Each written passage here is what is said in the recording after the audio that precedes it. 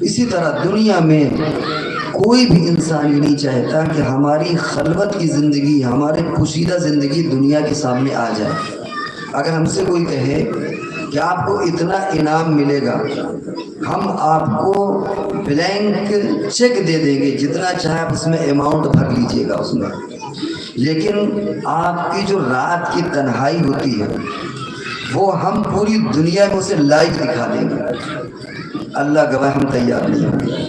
ہم کہتے ہیں کہ ہمیں قارون کا خزانہ نہیں چاہیے، ہمیں بادشاہت نہیں چاہیے، لیکن یا اللہ ہمیں ایسا رسوا نہ کیجیے گا، کیونکہ ہم جانتے ہیں کہ ہم نے رات میں کیا جرائم کیے ہیں، ہم نے رات میں کیا گناہ کیے، ہم نے موبائل میں کیا کیا غلطیاں کی ہیں۔ کوئی بھی بندہ جو سمجھدار ہوگا، آپ اسے کتنا بھی انعام کا آفر دے دیں، وہ کہے گا نہیں، ہماری پرسنل لائف اے اللہ ہمیں اجاگر نہ کریے گا۔ میدان محشر میں اگر اللہ تبارک و تعالیٰ کسی کے تعلق سے کہہ دے کہ کیا تم منظور کرتے ہو دوزخ میں جانا، یا تمہاری پوری جو تمہاری تنہائیاں جو جرم میں گزری ہیں وہ پیش کر دی جائیں، بندہ کہے گا کہ اللہ جہنم میں تو ہمیں بھیج دیجئے، لیکن ہمیں رسوا نہ کریے، کیونکہ ہمارے بچے بھی ہوں گے، ہمارے استاد بھی ہوں گے، مرید بھی، پیر بھی، شاگرد بھی، استاد بھی، بچے بھی، مقتدی بھی، اور سب سے بڑھ کر سیدنا محمد رسول اللہ صلی اللہ علیہ وسلم بھی۔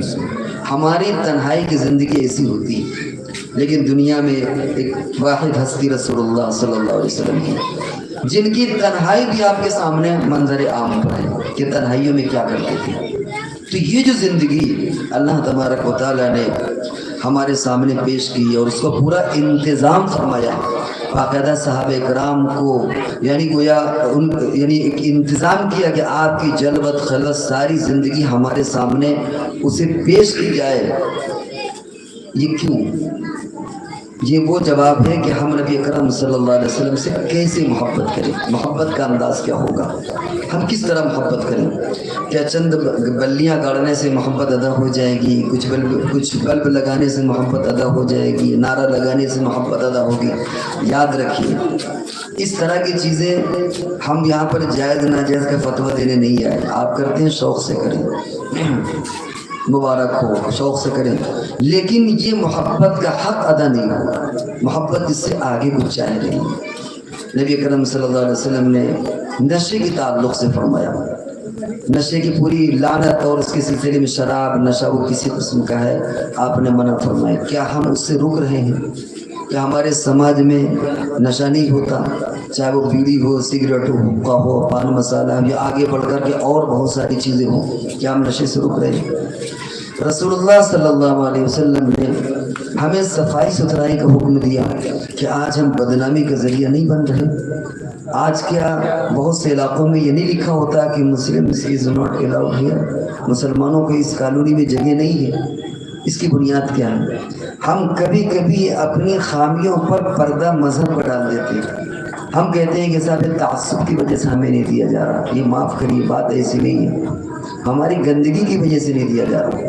ہمیں سونے کا وقت نہیں معلوم کس وقت سونا ہے، جاگنے کا وقت نہیں معلوم کس وقت ہم کو جاگنا ہے۔ اس وجہ سے لوگ ہم سے ڈر رہے ہیں کہ کہیں اگر یہ سماج میں آ گئے تو یہ رات کو دن بنا دیں گے، دن کو رات بنا دیں گے، علاقے کو گندہ کر دیں گے، ان کے یہاں کوئی شعور نہیں ہے، ان کے یہاں کوئی یعنی ایک معاشرتی زندگی کا کوئی نظام نہیں ہے، اس لیے لوگ ہم سے خائف ہیں، لوگ ہم سے ڈر رہے ہیں، اس کی وجہ سے لکھتے ہیں کہ مسلمانوں کو یہاں پر اجازت نہیں ہے۔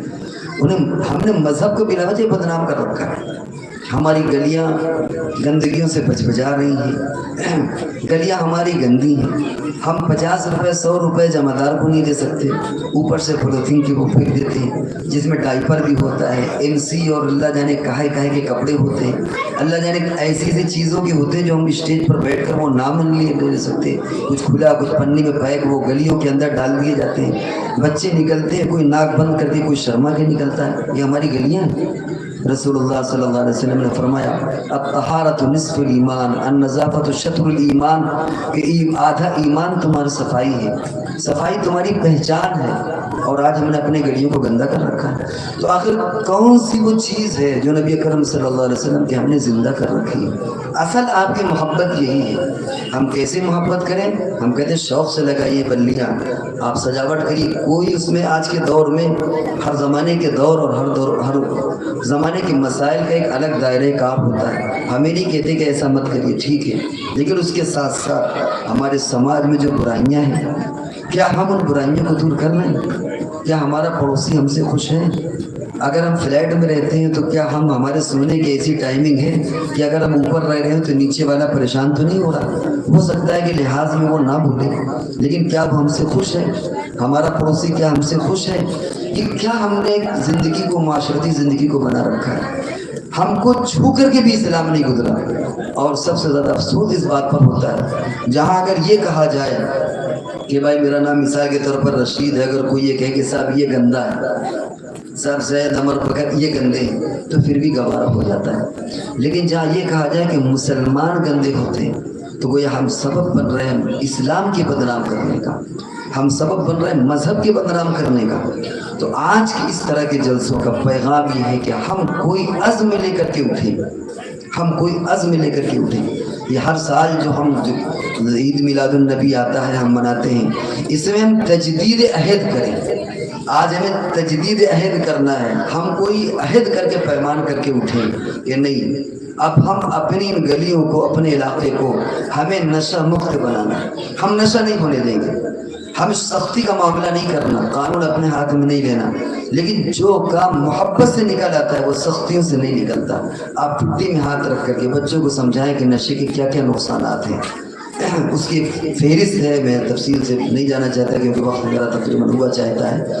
ہم ان کو سمجھائیں بچوں سے کہ تم اپنا کیا کیا نقصان کر رہے ہو، تم اپنا مالی نقصان بھی کر رہے ہو، تمہارا مال بھی برباد ہو رہا ہے، تم اپنی صحت کا بھی نقصان کر رہے ہو، تم اپنی اخلاقیات کا بھی نقصان کر رہے ہو، تم اپنی سیکسول لائف کو بھی تم تباہ اور برباد کر رہے ہو۔ یقیناً وہ بچے سمجھیں گے۔ اسی طرح ہم ایک ابھیان چلائیں کہ ہم اپنی گلیوں میں گندگی نہیں پیدا ہونے دیں، کم سے کم ہم اپنی ذات سے کہیں اگر کوئی گندگی پڑی ہو ہم اس کو اٹھا لیں۔ نبی اکرم صلی اللہ علیہ وسلم نے فرمایا کہ ایمان کا ادنا درجہ کیا ہے؟ راستے سے گندگی کو اٹھانا۔